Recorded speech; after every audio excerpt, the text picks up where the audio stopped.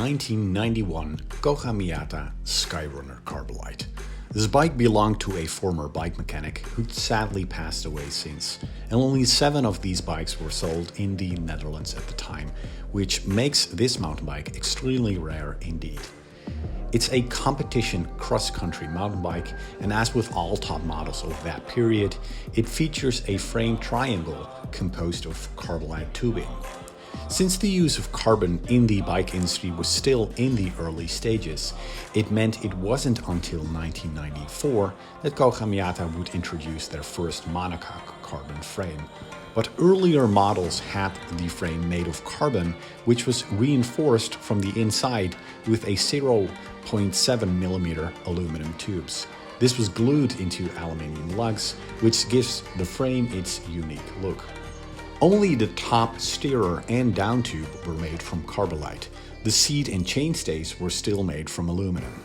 1991 would be the only year Koga Miyata mountain bikes would feature the massive Big Champ steel rigid forks. It kind of marks a turning point in mountain bike history because rigid mountain bikes and steel frames would lose favor in this decade, especially for high-end mountain bikes. From 1990 to 1993, 4 rigid Skyrunner Carbolite models were made. The unpainted naked carbon and elaborate bolted frames make the first 2 the best looking ones by far, if you ask me. They would also offer the more classic looking frame geometry with an almost horizontal top tube.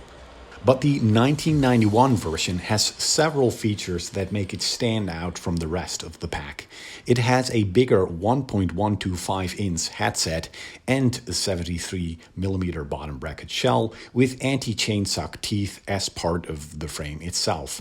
Both the 1990 and 1991 bikes feature first-generation Carbolite frames, which means they have aluminium seat and chainstays. The 1991 version has all of its cables visibly routed along the top tube. It features the Miyata CO2 cartridges underneath the down tube, which were only installed on the Koga Miyata lineup of 1991. The fork is the aforementioned Big Champ chromoly one with bolted-on brake bosses. It's the last 7-speed version, which feels kind of outdated and almost cute considering the futuristic look and feel of the rest of the bike. 8-speed STI shifters would be introduced in 1992.